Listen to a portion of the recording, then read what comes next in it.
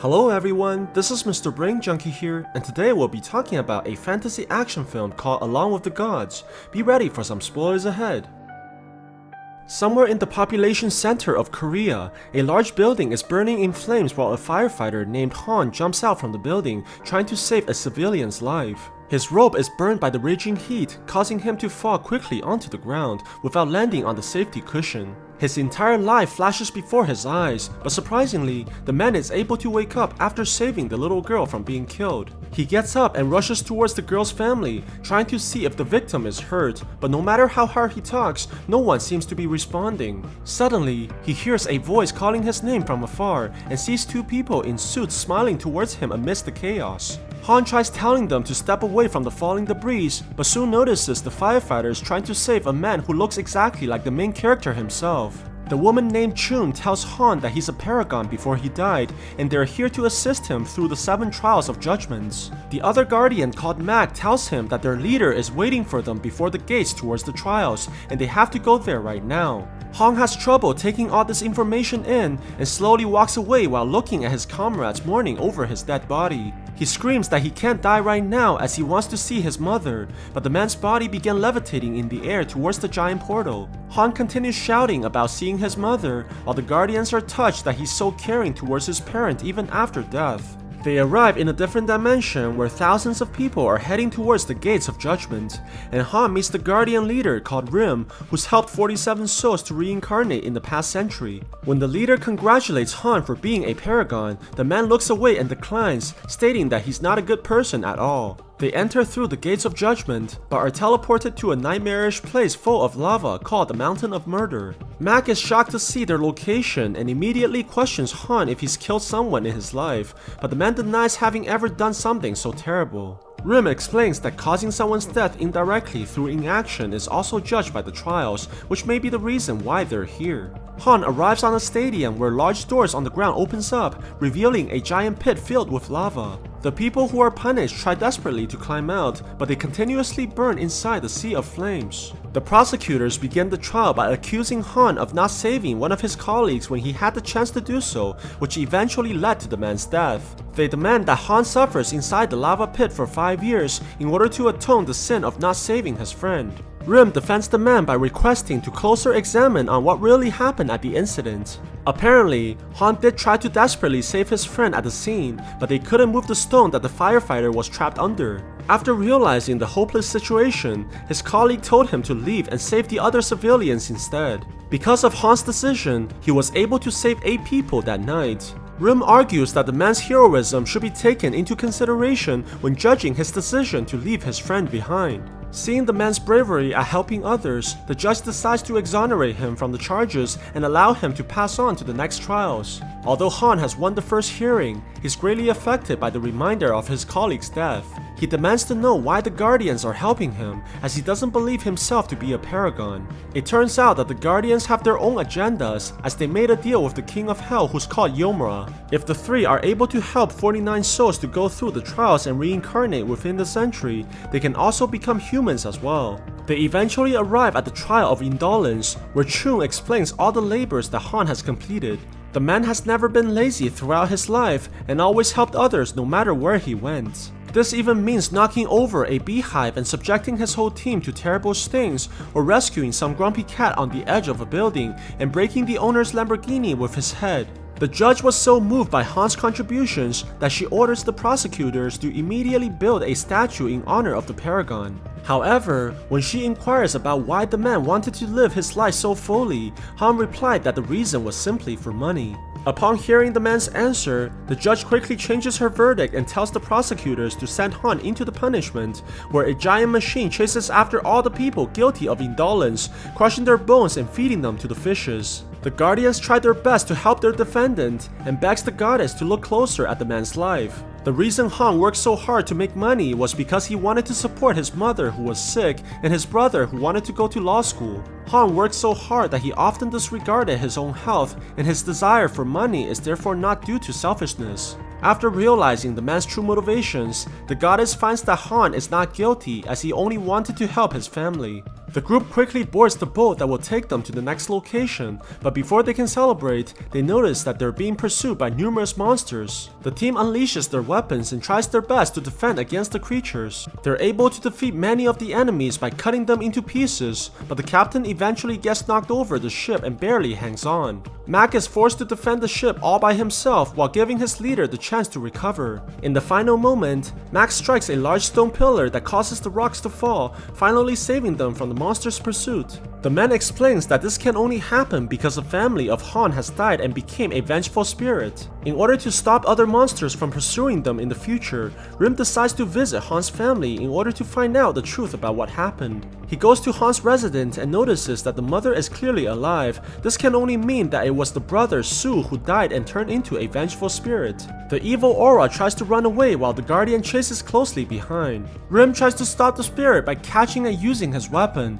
but the ghost manages to avoid the attacks from behind. The two eventually clashes together and knocks the guardian away, allowing the spirit to disappear as Rim looks desperately for his prey. The guardian follows the trail to a military base where he noticed the soldiers talking about Su and referring to him as a deserter. What's even more curious is that the captain and one of his fellow soldiers is clearly hiding something.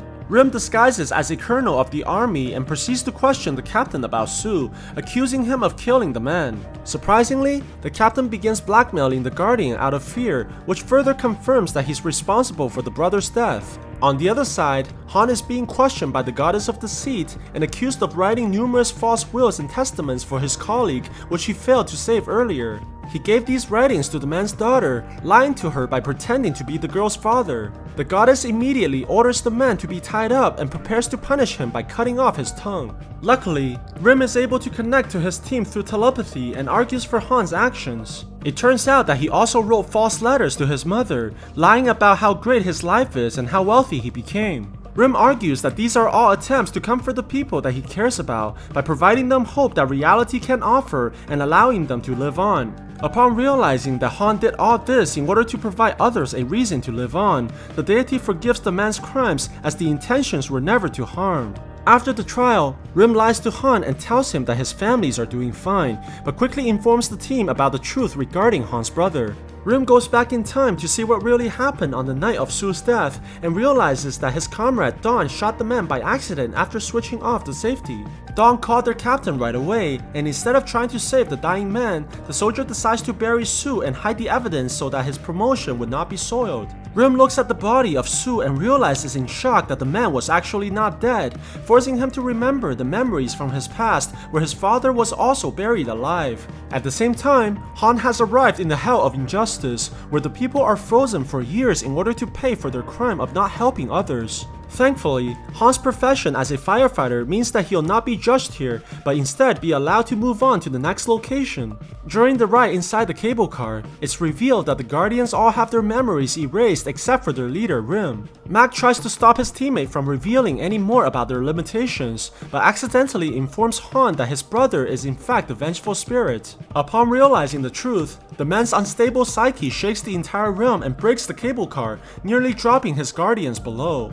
But Han is able to pull himself together in the last moment and offers to help his teammates. The three eventually arrives in the Hell of Betrayal, where a beautiful goddess judges the people who betray their loved ones by trapping them in a mirror and shattering the victims. Luckily, Han was a paragon in his lifetime and did not betray anyone, allowing him to move on safely from this location as well.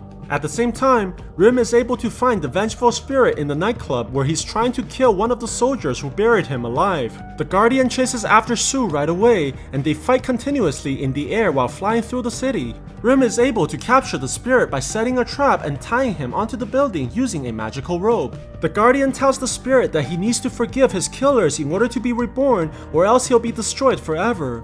But this only served to remind Su about how he was buried alive and betrayed by his best friends, causing him to scream in rage and break free by creating a massive shockwave. On the other side, after drinking numerous amounts of alcohol, Dong has decided to give the location of the body to Su's mother, unable to bear with the guilt any longer. her. The woman opens the map and finally sees the location of his youngest son, while Sue watches everything from behind his mother. The vengeful spirit goes to Rim and tells the Guardian that he has decided to forgive Dawn after seeing the soldier's guilt and how the location of the body was given to the mother. Sue begs the Guardian to act like a medium so that he may talk to Dawn for the last time, promising that he'll go through the trials afterwards. The spirit talks through the man and tells the soldier that he forgives him and to not waste any more new tears on something from the past. Meanwhile, Han has reached the hell of violence and sees a giant hole in which he must jump in order to reach the trials. The man falls into the massive opening and crashes into a giant rock, but Mac is able to catch his teammate and land beside Han. However, Han slides towards the two and knocks them over by accident,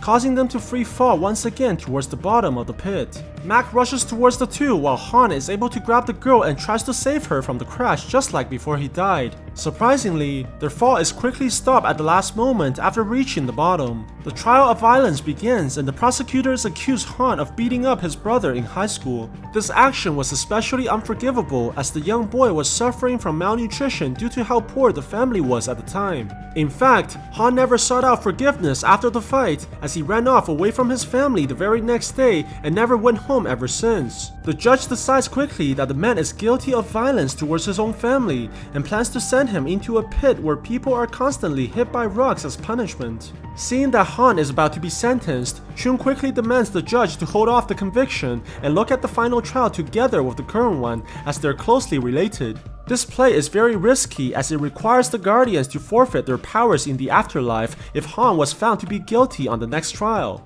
Unfortunately, the Guardians quickly learn the truth about what happened on that night of the fight. Sue woke up after seeing his brother kneeling before their mom and demands to know what Han was doing, but soon finds out that the boy was trying to kill his own mother using a pillow. Sue tried to stop his brother immediately, which caused Han to eventually drop the pillow and begin punching the young boy continuously with anger. It turns out that Han felt very hopeless at the time of his life as their family was so poor and his mother was gravely ill. The only way he believed that can end their suffering was through death and nothing else. This is also why he felt extremely guilty afterwards and ran away from home, never returning to his family ever again. After hearing this, the Guardians become hopeless as they realize that there is no way they can win the trials now, especially in the final hell of filial impiety. At the same time, Rim is trying to bring Sue towards his body so that the spirit can finally begin the journey towards reincarnation as well. When they arrive at the military camp, Sue is surprised to see that his mother is here, begging the soldiers to bring her to her son's body. The captain of the army sees this and rushes towards the woman, ripping her sides into pieces and pushing her onto the ground, causing her to faint in the exertion. Sue sees that his mother is being attacked by his killer and becomes engulfed in rage, quickly turning into the vengeful spirit that he was before. He breaks free from the restraints and grabs onto the Guardian, throwing the man away using tremendous force. Sue's fury becomes so intense that he turns into a giant tornado, engulfing all the soldiers in the area and opening a gateway towards the afterlife itself. The vengeful spirit tosses everything around and creating massive chaos, while Rim tries desperately to save all the people from being killed. Luckily, Mac is able to charge into the living world through the portal and launches at Sue, breaking away the giant statue and stunning the enemy. Rim takes the chance and charges in as well, capturing Sue using a magical rope and finally putting a stop to the rampage. Meanwhile, the trial of Han begins at the other end as King Yomra himself decides to be the judge for the case. The deity charges the man with attempting to murder his own mother and beating his brother in such a desperate time. The king also reveals that Han's mother actually knew about her son's attempt to kill her,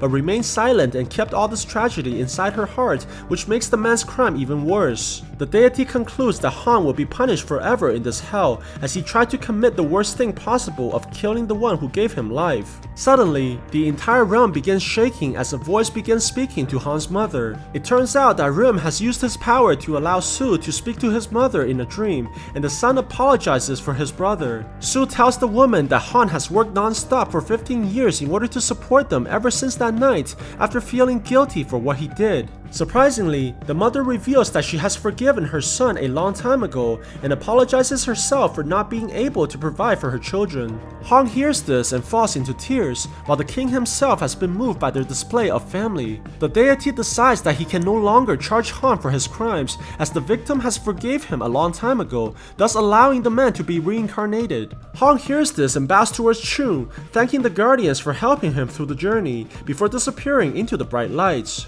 Back in the mortal realm, Rim has decided to bring Su as their 49th reincarnation, planning to achieve their deal for the king so that they can be reborn as well. The group arrives inside the hell of filial impiety in front of numerous demons and charges towards the enemies in order to open a way to the king of hell himself. So what do you guys think about this movie? Let me know in the comments below. And if you like my video, please press like and subscribe for more. I'll see you guys next time.